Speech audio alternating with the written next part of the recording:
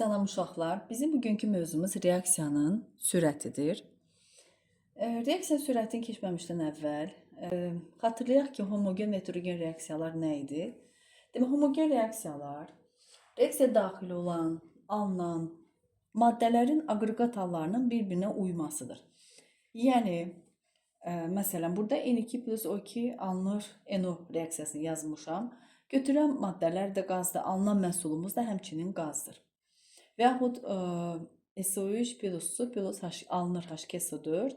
Burada da gördüyümüz kimi hər üç maddənin, yəni alınan maddə, götürülən reaksiyaya daxil olan maddələrin və alınan məhsulun aqreqat halı bir-birinə uyur.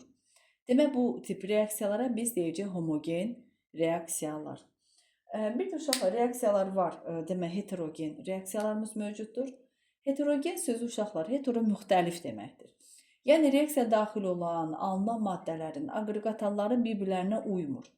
Məsələn, burada yazmışam metal plus oksigeni alır, metal oksidi. Gördüyünüz kimi qeyd eləmişəm bərk, qaz və bərk. Gördüyümüz kimi bu uyğunluq burada pozulur.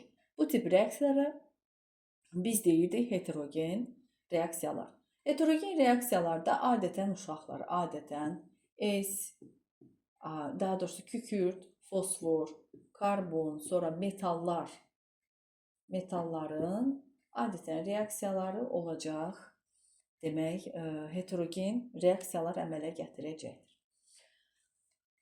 Reaksiyanın sürətinə keçsək, bildirək ki, homogen reaksiyanın sürəti, heterogen reaksiyanın sürəti bir-birindən fərqli düsturlarla demək yazılır. Əvvəlcə homogen reaksiyanın demək düsturunu yazmışam, çünki onun haqqında məlumat verim, daha sonra heterogenə keçərik. Demək, ümumiyyətlə reaksiyanın sürəti deyəndə nə nəzərdə tutulur? Reaksiyaya daxil olan maddələrin və yaxud alınan maddələrin zaman keçdikcə miqdarının dəyişməsini göstərir. Biz buna reaksiyanın sürəti deyəcəyik.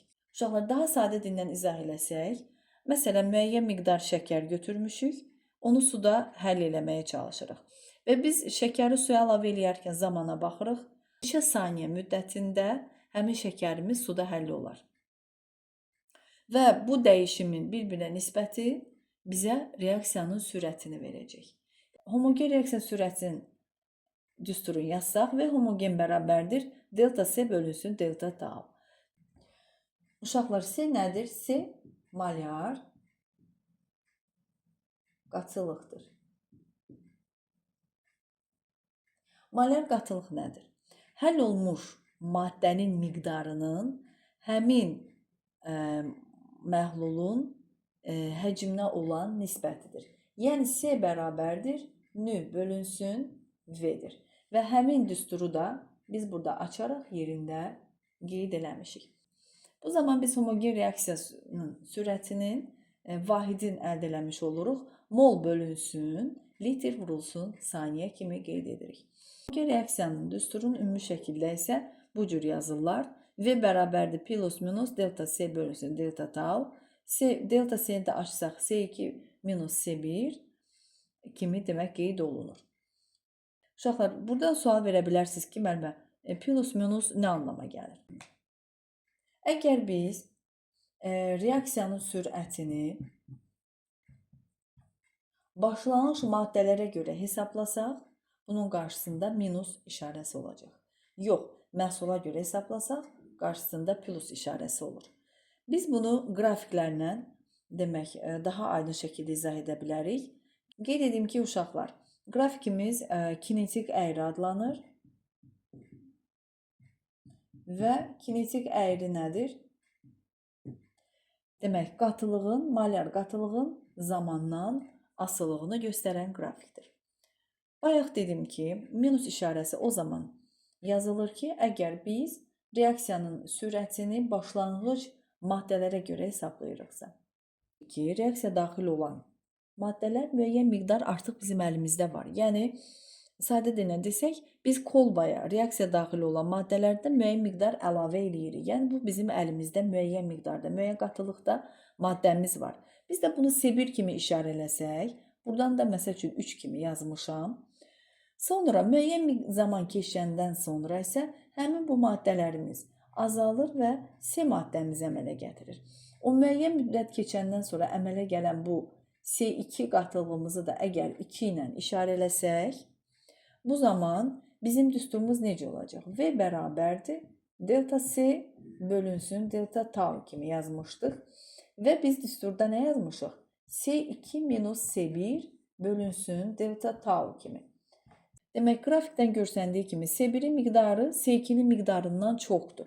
Yəni 2 minus 3-dür. Bölünsün zamanı da 2 saniyə kimi götürsək, bu zaman əlbəttə ki, biz mənfi işarəli bir demək qiymət alacağıq. Buna görə də başlanğıc maddələrə görə reaksiyanın sürəti tapılarsa, sürət reaksiyasının qarşısında mütləq minus, yəni mənfi işarəsi qoyulur. Yox, əks halda isə plus işarəsi qoyulacaq. Əgər biz reaksiyanın sürətini alınan məhsulun miqdarına, qatılığına görə hesablasaq, bu zaman necə olacaq? Demək, biz bilirik ki, bizim məhsulumuz əlimizdə yoxdur. A və B maddəsi götürdük, kolbaya əlavə elədik. Müəyyən müddətdən sonra C maddəmiz əmələ gəldi. Yəni, ilkin olaraq bizim C maddəmiz nə qədər olub? 0 olub. Sonra zaman keçdikcə artaraq C1, C2 miqdarına keçib. Və gördüyümüz kimi, düsturda qeyd eləsək, reaksiyanın demək düsturu məhsula görə hesablasaq necə olacaq? C2 çıxılsın, C1 bölünsün, delta tau kimi götürsək, baxın uşaqlar, C2-nin miqdarını 3, C1 də 2 kimi. C2-ni də 2 kimi yazsaq, bu zaman necə olacaq? 3 minus 2 bölünsün, məsəl üçün 5 saniyə kimi qeyd eləmişəm. Və görsəndiyi kimi uşaqlar düsturumuzda sürətdə biz müsbət qiymət alacaq, yəni mənfi almayacaq. Ona görə də demək, düsturumuzun qarşısında plus işarəsi qoyulur.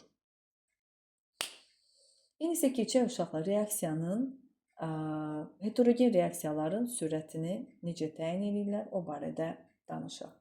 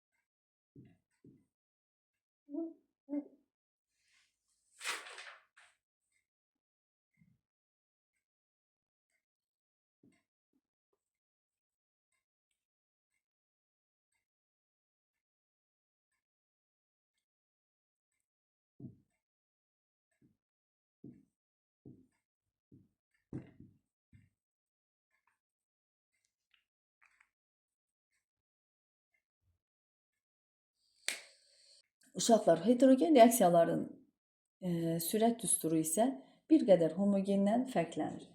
Heterogen reaksiyalar biz hansı reaksiyalar dedik?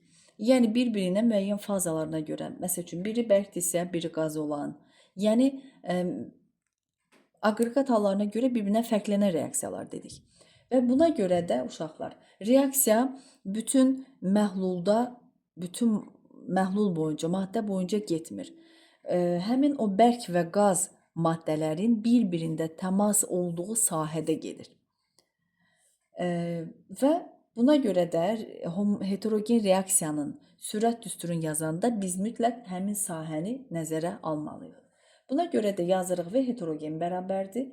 Delta nü bölünsün S vurulsun delta tau. Və buna görə də vahidini yazsaq, mol bölünsün kvadrat metr vurulsun saniyə və yaxud mol bölünsün kvadrat santimetr vurulsun saniyə olacaq.